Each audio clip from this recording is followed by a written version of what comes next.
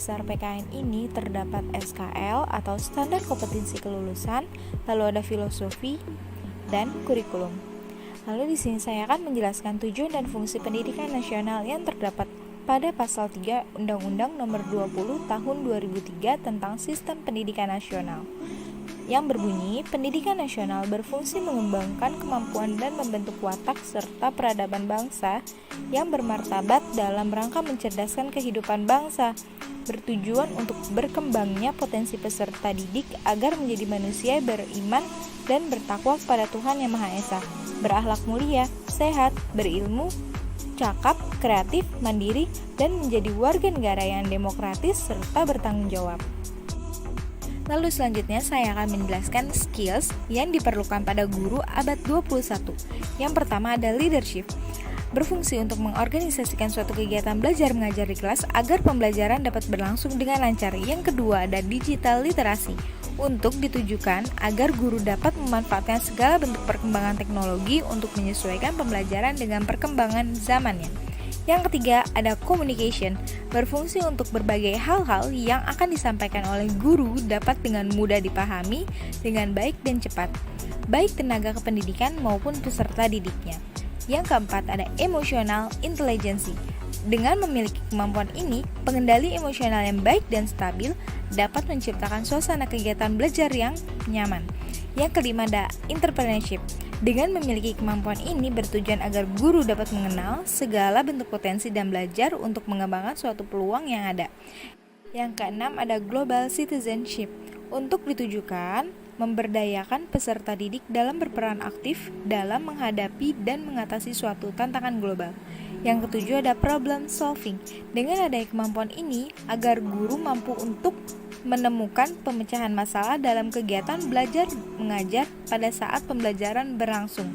Dan yang terakhir ada team working, berfungsi untuk meningkatkan hubungan sesama guru dan memperlancar suatu kegiatan belajar mengajar dalam mencapai tujuan nasional. Lalu selanjutnya saya akan menjelaskan perkembangan kurikulum di Indonesia. Yang pertama ada kurikulum 1947. Kurikulum pertama yang lahir pada masa kemerdekaan memakai istilah leerplan dalam bahasa Belanda, artinya rencana pelajaran, lebih populer ketimbang kurikulum dalam bahasa Inggris.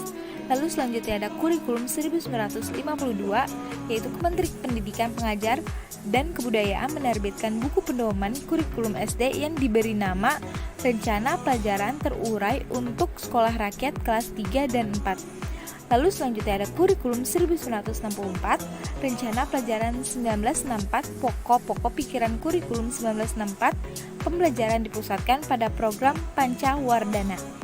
Lalu selanjutnya ada kurikulum 1968, dilakukan perubahan struktur kurikulum pendidikan dari Pancawardhana menjadi pembinaan jiwa Pancasila, pengetahuan dasar, dan kecakapan khusus. Lalu selanjutnya ada kurikulum 1975. Kurikulum 1975 ini menekankan pada tujuan agar pendidikan lebih efisien dan efektif. Lalu selanjutnya kita masuk ke kurikulum 1984. Kurikulum 1984 mengusung proses skill approach meski mengutamakan pendekatan proses, tetapi faktor tujuan tetap penting. Kurikulum ini juga sering disebut kurikulum 1975 yang disempurnakan. Lalu kita masuk ke kurikulum 1994. Di sini kurikulum pendidikan dasar yang berkenan dengan sekolah dasar menekankan kemampuan dan keterampilan dasar seperti baca tulis hitung. Kemampuan tersebut merupakan kemampuan penguasaan ilmu pengetahuan dan teknologi lebih jauh. Lalu selanjutnya kita masuk ke kurikulum 2004, dikenal dengan kurikulum berbasis kompetensi atau KBK. Setiap pelajaran diurai berdasarkan kompetensi apakah yang mesti dicapai siswa. Lalu selanjutnya kita masuk ke kurikulum KTSP 2006. Perbedaan yang paling menonjol adalah guru lebih diberikan kebebasan untuk merencanakan pembelajaran sesuai dengan lingkungan dan kondisi siswa serta kondisi sekolah berada. Lalu selanjutnya yang terakhir ada kurikulum 2013. Kurikulum 2013 merupakan penyempurnaan, modifikasi, dan pemutakhiran dari kurikulum sebelumnya. Lalu selanjutnya saya akan menjelaskan analisis kurikulum kelas 3 semester 2. tema 7 perkembangan teknologi, subtema yang pertama perkembangan teknologi produksi pangan, yang kedua perkembangan teknologi produksi sandang, yang ketiga perkembangan teknologi dan komunikasi, yang keempat perkembangan teknologi transportasi dengan kata kunci keberagaman dan perbedaan karakteristik individu. Lalu selanjutnya saya akan menjelaskan hasil analisis kurikulum 2013 muatan PKN dari tema 7.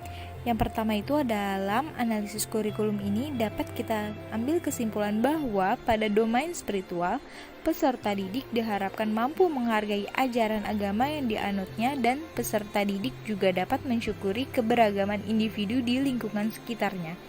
Yang kedua, pada domain sosial dapat disimpulkan bahwa peserta didik mampu menunjukkan sikap yang menghargai perbedaan dan keberagaman karakteristik individu serta menyadari kebersamaan dalam keberagaman karakteristik individu di lingkungan sekitarnya, terutama pada penerapan sikap kerjasama, santun, mandiri, bertanggung jawab, disiplin, peduli lingkungan, percaya diri satu sama lain. Yang ketiga, pada domain keterampilan bahwa peserta didik dapat mengetahui keberagaman karakteristik individu serta pendidik mengenalkan sikap-sikap perwujudan dalam memaknai keberagaman karakteristik individu pada peserta didik.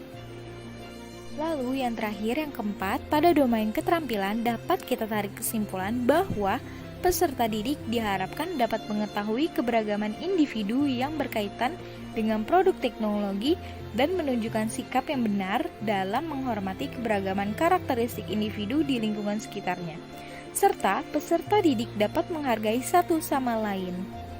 Dalam analisis di atas dapat saya tarik kesimpulan secara garis besar pembelajaran membahas tentang keberagaman dan perbedaan yang ada.